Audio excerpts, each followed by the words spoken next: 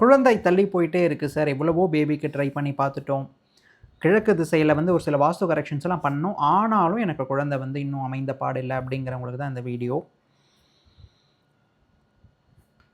கிழக்கு திசை எவ்வாறு குழந்தை பிறப்பதற்கு ஒரு அச்சாணியா இருக்குது அப்படிங்கிறத நம்ம நிறைய வீடியோவில் டிஸ்கஸ் பண்ணியிருக்கோம். கிழக்கு திசை என்பது இந்திரனுக்குரிய திசை. கர்ம இந்திரியங்களை எவ்வாறு இந்திரன் ஆள்கின்றான், அது மட்டும் இல்லாமல் எப்படி ஒரு ஆணினுடைய சுக்கிலம் விந்தணு கிழக்கில் இருந்து உதிக்கக்கூடிய சூரியனுடன் நேரடியான ஒரு தொடர்பில் இருந்து பிராண சக்தி, உயிர் சக்தி ஒரு விந்துவிற்கு எவ்வாறு கிழக்கு திசையிலிருந்து கிடைக்கின்றது என்பதையெல்லாம் நம்ம நிறைய வீடியோஸ் ஆல்ரெடி பார்த்துருக்கோம். சார் ஓகே ரைட், நான் கிழக்கு திசை திறந்துட்டேன், கிழக்கு இப்போ நான் சரி பண்ணிட்டேன், ஆனாலும் எனக்கு வந்து குழந்தை அமைந்த பாடு இல்லை அப்படின்னு சொல்கிறவங்களுக்கு, அந்த மாதிரியான வீடுகளில் நான் வாஸ்து சென்று பார்க்கும் பொழுது அதிகமான தவறு எங்கே இருக்கும் அப்படிங்கிறது இந்த வீடியோவில் நம்ம சொல்ல போகிறோம். ஸோ இப்போது இதில் ஃபஸ்ட்டு ஒரு லாஜிக்கை நான் வந்து உங்களுக்கு சொல்லிடுறேன். இப்போ நமக்கு குழந்தை பிறக்கணும்னு வைங்களேன், ஆண் பெண் இருவருக்கும் இதில் சம பங்கு உள்ளது இல்லைங்களா? ஃபீட்டஸ்லேருந்து இருந்து மதருடைய அந்த கர்ப்பப்பையிலேருந்து எல்லாமே ரொம்ப கரெக்டாக இருக்கணும். ஆணினுடைய விந்தணு வந்து கரெக்டாக போய் அந்த கருமுட்டையை அடைந்து அந்த மிதமான சூட்டில் நமக்கு அந்த குழந்தை உருவாகிறது, இது போன்ற விஷயங்கள் எல்லாம் இருக்கின்றது அல்லவா? இதில் ஒவ்வொருத்தருக்கும் ஒவ்வொரு மாதிரியான இஷ்யூஸ் இருக்கும். ஒவ்வொருத்தருக்கு பார்த்திங்கன்னா ஹார்மோனல் இஷ்யூஸ் இருக்கும், ஒழுங்காக மென்ஸ்ட்ருவல் சைக்கிள் இருக்காது. அதற்கு வந்து ஒரு திசையாக சவுத் ஈஸ்ட் திசை, மோஸ்ட்லி தென்கிழக்கு திசைங்கிறது வந்து வரும். நார்த் வெஸ்ட் எடுத்துக்கணும் அப்படின்னா அந்த ஃபெலோப்பியன் டியூப்பில் வந்து இந்த பேபி நினைக்கிறது, ஒரு சில நீர்க்கட்டிகள் ஏற்படுவது, இது போன்று நார்த் வெஸ்ட்டில் ஒரு சில டிஃபெக்ட்ஸ் வந்து நம்ம எடுத்துக்கலாம். இது மாதிரி ஒவ்வொரு திசையும் குழந்தை பிறப்பதில் வெவ்வேறு காரணங்களை கொண்டு அது நேரடியாக ஆளுமை செய்யுது அப்படிங்கிறது தான் நிதர்சனமான உண்மை. கிழக்கு திசை மட்டும் திறந்து வைத்திருப்பதினால் உங்களுக்கு குழந்தை பிறந்துவிடும் அப்படிங்கிறது இல்லை. கிழக்கு திசை திறந்திருக்கும் பொழுது நீங்கள் வாழ்க்கையில் எல்லா துறைகளிலும் அடுத்த கட்டம் போவதற்கான விஷயம் வந்து உங்களுக்கு அமையும். புரியுதுங்களா? ஏன்னா கிழக்கு திசை எதிர்காலத்தை குறிக்கின்றது. திருமணமாவது, திருமணத்திற்கு அடுத்து நல்ல வருமானம் கிடைப்பது, சுய தொழில் பண்ணுவது, அடுத்த கட்டமாக குழந்தைகளை பெற்றெடுப்பது, குழந்தைகளை படிக்க வைப்பது, அவர்களுக்கு திருமணம் முடித்து பேரன் பிள்ளையை பார்ப்பது வரைக்கும் இந்த மாதிரி அடுத்தடுத்த கட்டம் உங்களுக்கு நடக்கணும் அப்படின்னா கிழக்கு திசைங்கிறது திறந்திருக்கணும். இது பிளாக் ஆயிருந்தால் எல்லாமே பிளாக் ஆகும். அப்படிங்கிறனால கிழக்கு திசைக்கு அதிகமான இம்பார்ட்டன்ஸ் கொடுத்து நம்மலாம் சொல்லிட்டு வரோம். ஆனால் இதில் ரொம்ப இம்பார்ட்டண்ட்டாக ஒரு திசை, நம்ம வந்து யாரும் பேசாத ஒரு திசை என்னென்னா தென்மேற்கு திசை, சவுத் வெஸ்ட் ஜோன், மண் தன்மை உள்ள ஒரு திசை. நான் வந்து ஆல்ரெடி நிறைய எக்ஸ்ப்ளனேஷன்ஸ் போட்டிருக்கேன். இப்போ ப்ரீவியஸ் வீடியோஸ்லாம் போய் பாருங்கள். தென்மேற்கு திசைனா என்ன அப்படிங்கிறத வந்து நான் உங்களுக்கு ஆல்ரெடி சொல்லிட்டேன். ஸோ இப்போ அதை வந்து உங்களுக்கு சொல்லணுங்கிற அந்த இது இல்லை அப்படிங்கிறத நான் நினைக்கிறேன். ஓகே, இல்லை புரியாதவங்களுக்கு நான் இன்னொரு டைமும் நான் வந்து போட்டு காமிச்சிடுறேன். இந்த சவுத் அண்ட் வெஸ்ட் இணையக்கூடிய இந்த பகுதி தான் சவுத் வெஸ்ட் ரீஜன். மோஸ்ட்லி பார்த்திங்க அப்படின்னா எல்லார் வீட்லேயும் நமக்கு மாஸ்டர் பெட்ரூம் இங்கே தான் கொடுத்துருப்பாங்க. புரியுதுங்களா? ஸோ இதை வந்து நம்ம ஜோனாக எடுத்து இப்போ ஒரு வீடாக பார்த்தோம் அப்படின்னா நமக்கு மாஸ்டர் பெட்ரூம் இங்கே இப்படி அமைச்சிருப்பாங்க இல்லைங்களா? இது வந்து மண் தத்துவத்தை கொண்ட ஒரு திசையாக வருகின்றது. ஆண் சார்ந்த ஒரு மூலையாகவும் இது வந்து வருகின்றது. ஏன் சார் இதெல்லாம் வந்து நம்ம பார்க்கணும் அப்படின்னா, இப்போது நீங்கள் ஒரு பழமாகட்டும், ஒரு காயாகட்டும், அது உங்களுக்கு எங்கேருந்து கிடைக்குதுன்னா மண்ணிலேருந்து கிடைக்குது இல்லைங்களா?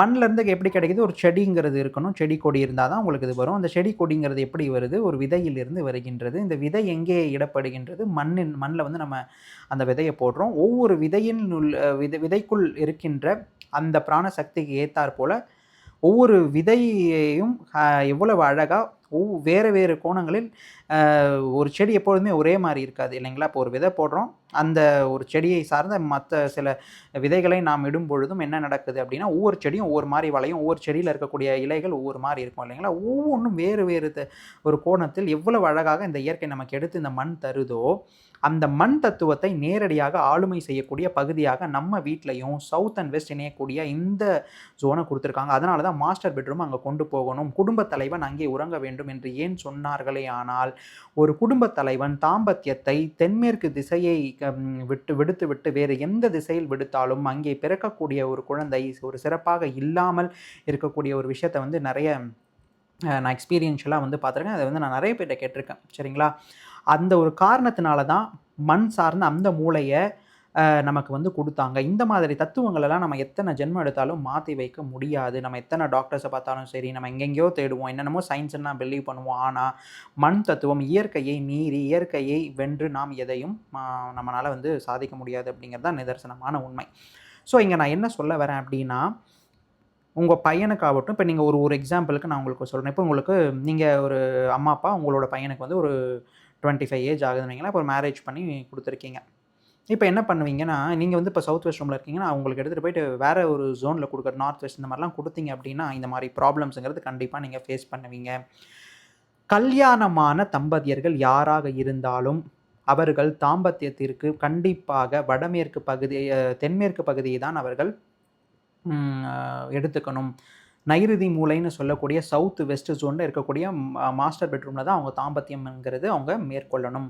தாம்பத்தியம் என்பது சவுத் வெஸ்ட் ஜோனில் நடக்கும் பொழுது நமக்கு ரொம்ப சிறப்பாக குழந்தை பேறு என்பது நமக்கு நல்ல விதமாக நடக்கும். ஆனால் இந்த சவுத் வெஸ்ட் ஜோனில் ஏதாவது ஒரு தவறோ, சவுத் வெஸ்ட் ஜோனில் இல்லாமல் வேறு ஏதாவது ஜோனில் நம்ம இந்த விஷயங்களை பண்ணும் பொழுது நமக்கு அதில் ஒரு முழுமை அடையாமல் தடை தாமதம் என்கின்ற நிலையை நீங்கள் சந்தித்து கொண்டே இருப்பீர்கள் என்பதில் சற்று மையமில்லை. அதனால் நீங்கள் குழந்தை இன்னும் உங்களுக்கு சரியாக அமையலை அப்படின்னா, தென்மேற்கு திசையில் உங்களுக்கு என்ன மாதிரியான தவறுகள் ஏற்பட்டிருக்கு அப்படிங்கிறத கொஞ்சம் சிந்திச்சு பாருங்கள். தென்மேற்கில் வரக்கூடிய பாத்ரூம், தென்மேற்கில் சாமி ரூம் கொடுக்கறது, தென்மேற்கு அறையை கிச்சனை காட்டிலும் சின்னசாக வைக்கிறது, இந்த மாதிரி நிறைய விஷயங்களை வந்து நம்ம சொல்லலாம். தென்மேற்கில் உள்படி கொடுக்கறது, தென்மேற்கு திசையில் இல்லாமல் வேறு ஒரு திசையில் கொண்டு நம்மளுடைய பெட்ரூம் அமைச்சிட்டு நம்ம அங்கே தாம்பத்தியம் மேற்கொள்கிறது, இதெல்லாம் வந்து தயவு செய்து பண்ணாதீங்க. இன்னொன்றும் இதில் வந்து ஒரு கேள்வி கண்டிப்பாக எனக்கு வரும் இந்த மாதிரி வீடியோஸ் போடும்பொழுது, சார் நான் சவுத் வெஸ்ட் ஜோனில் தான் இருக்கேன் ஆனாலும் எனக்கு நடக்கலன்னு நிறைய பேர் கால் பண்ணி கேட்பாங்க. அவங்களுக்கு நான் ஃபஸ்ட்டு ஆன்சர் பண்ணிடுறேன். நீங்கள் அப்பார்ட்மெண்ட்ஸில் இருக்கீங்க, ஃப்ளாட்ஸில் இருக்கீங்க, ஷேர்டு ஸ்பேஸில் இருக்கீங்கன்னா, ஒரு ஃப்ளோரில் 4ஆக பிரித்து ஏபிசிடி இந்த மாதிரி அப்பார்ட்மெண்ட்ஸ்லாம் இருக்கீங்கன்னா, உங்களுடைய சவுத் வெஸ்ட் மூலையவே இன்னொரு ஃப்ளாட்டாக அவங்க எடுத்து ஒருத்தர் வாழ்வாங்க. உங்களோட நார்த் ஈஸ்ட்டை இன்னொரு ஃப்ளாட்டாக எடுத்து இன்னொருத்தர் வாழ்வாங்க. அந்த மாதிரி ஒவ்வொரு மூலைகளும் ஒவ்வொரு ஃப்ளாட்டாக இருக்கும் பட்சத்தில் உங்களுக்கு வாஸ்துங்கிறது எப்படி செயல்படுதுங்கிறதே புரிந்து கொள்ள முடியாத ஒரு புதிராக செயல்படும். புரியுதுங்களா? உங்களுக்கு சவுத் வெஸ்ட் மூலையே இருக்காது. நார்த் ஈஸ்ட் போர்ஷன் நிறைய பேர் சூஸ் பண்ணி நான் நல்லா இருக்கேன்னு எல்லாமே நல்லா இருப்பாங்க. மெட்டீரியலிஸ்டிக் லைஃப் நல்லாயிருக்கும், நல்ல தொழில்லாம் எல்லாம் நடக்கும். ஆனால் பார்த்தீங்கன்னா அங்கே குழந்தைங்கிறது இருக்காது. ஏன் அப்படின்னு பார்த்தோன்னா, அவங்களுடைய சவுத் வெஸ்ட் ஜோனை இன்னொருத்தர் எடுத்திருப்பாங்க. சவுத் வெஸ்ட் ஜோனுங்கிறது இன்னொரு ஃப்ளாட்டாக போய் அப்பார்ட்மெண்ட்டில் இருக்கவங்களுக்கு இந்த மாதிரியான ஒரு தவறுகள் ஏற்படும். அப்பார்ட்மெண்ட் வாஸ்துவை பற்றி ஆல்ரெடி நிறைய வீடியோஸ் கொடுத்துருக்கேன். அதையும் நீங்கள் போய் பாருங்கள். நான் என்ன சொல்கிறேன் அப்படிங்கிறது வந்து உங்களுக்கு புரியும். ஆக மொத்தத்தில் ஒவ்வொரு மூலையும் ஆண் சார்ந்த மூளையா, பெண் சார்ந்த மூளையா, பெண்களுக்கு எந்த மாதிரியான தவறுகள் ஏற்படுகின்றது, அதனால் எவ்வாறு குழந்தைங்கிறது தள்ளி போகுது, ஆண்களுக்கு எந்த மாதிரியான தவறுகள் ஏற்படுது, அதனால் எப்படி குழந்தை தள்ளி போகுது அப்படிங்கிற அந்த ஒரு தத்துவத்தை தாண்டி குறிப்பாக ஒரு தம்பதியர்கள் இணையக்கூடிய ஒரு பகுதியாக, மண்ணில் நாம் விதைக்கக்கூடிய ஒரு பகுதியாக வரக்கூடிய முக்கியமான திசைங்கிறது இதற்கு தென்மேற்கு திசை வருவதினால், தென்மேற்கு திசை என்பது மிகவும் முக்கியமான ஒரு திசை. அந்த இடத்தில் ஒரு பெட்ரூம் அமைந்து அங்கே வந்து நீங்கள் தாம்பத்தியம் மேற்கொள்ளும் பொழுது கண்டிப்பாக உங்களுக்கு குழந்தை வரம் என்பது சிறப்பாக அமையும். நீங்கள் ரொம்ப கஷ்டப்பட்டு எந்த இடத்துக்கும் அலையாமல் இது ரிப்போர்ட்ஸ்லாம் அதை பற்றி பயப்படாமல் அழகாக உங்களுக்கு வந்து இதில் வந்து வரும். சரிங்களா? ஃபைன். நிறைய வீடியோஸுங்கிறது வந்து வரும். இந்த சவுத் வெஸ்ட் ஜோனில் இன்னும் வெளியே எப்படியெல்லாம் பள்ளம்லாம் ஏற்பட்டால் அதெல்லாம் நம்ம எப்படி எடுக்கணும், அதற்கான பலன்கள் என்ன, அது எப்படி முதுகு தண்டை குறிக்கும், இது மாதிரி பல விஷயங்கள் நம்மளோட வாஸ்து வகுப்பில் ஒரு மூளையினுடைய தத்துவம் கிரக ரீதியாகவும் அதனுடைய பஞ்சபூத ரீதியாகவும் நம்மளோட வாழ்க்கையில் எப்படி ஒவ்வொரு மூளையும் என்னென்ன மாதிரி விஷயங்களெல்லாம் ஆளுமை செய்து இந்த ஜஸ்ட்டு பாருங்கள். இந்த வீடியோஸ் இது வரைக்கும் கொஞ்சம் நாளாக உங்களுக்கு ஷேர் பண்ண வீடியோஸை மட்டும் எடுத்து பாருங்கள். ஒவ்வொரு மூளைக்கும் எப்படி அந்த லைஃபோட இன்டர் கனெக்ட் இருக்குது, இவ்வளவு விஷயம் வாஸ்துவில் இருக்கா, இவ்வளோ விஷயம் சொல்ல முடியுமா, ஜாதகத்தை பார்க்காம எப்படி உங்களுக்கு ஆண் குழந்தை வருமா, பெண் குழந்தை வருமா, உங்கள் வீட்டில் ஏன் 2 பெண் குழந்தை இருக்காங்க, ஒரு வீட்டில் ஏன் 2 ஆண் குழந்தை இருக்காங்க, ஏன் வந்து அக்காவுக்கு வந்து 2 ஆண் குழந்தை பிறந்தா தங்கச்சிக்கு வந்து 2 பெண் குழந்தை பிறகு, இந்த மாதிரி நிறைய விஷயங்கள், நிறைய ரகசியங்கள், பொக்கிஷங்கள் வாஸ்து வகுப்புகளில் நம்ம வந்து கொடுக்க இருக்கோம். விருப்பம் உள்ளவர்கள் இந்த டிஸ்கிரிப்ஷனில் நான் வந்து லிங்க் கொடுத்துருக்கேன், நீங்கள் ஜாயின் பண்ணலாம். வேர்ல்ட்ஸ் ஃபர்ஸ்ட் 3D வாஸ்து வகுப்பாக நாம் எடுக்க இருக்கின்றோம். எல்லாமே 3D வரைபடங்களுடன் நீங்கள் இது வரைக்கும் காணாத ஒரு அனுபவம் அதில் பெறுவீர்கள் என்பதில் ஐயமில்லை. தொடர்ந்து இணைந்திருங்கள். இது போன்று நிறைய இன்ஃபர்மேட்டிவ் வீடியோஸ் ஒரு டிஃப்ரெண்ட் ஜானர்ஸில் வந்து உங்களுக்கு கண்டிப்பாக நான் கொடுக்குறேன். அது வரைக்கும் உங்களிடமிருந்து இனிதே விடைபெறுவது உங்கள் பாலன்.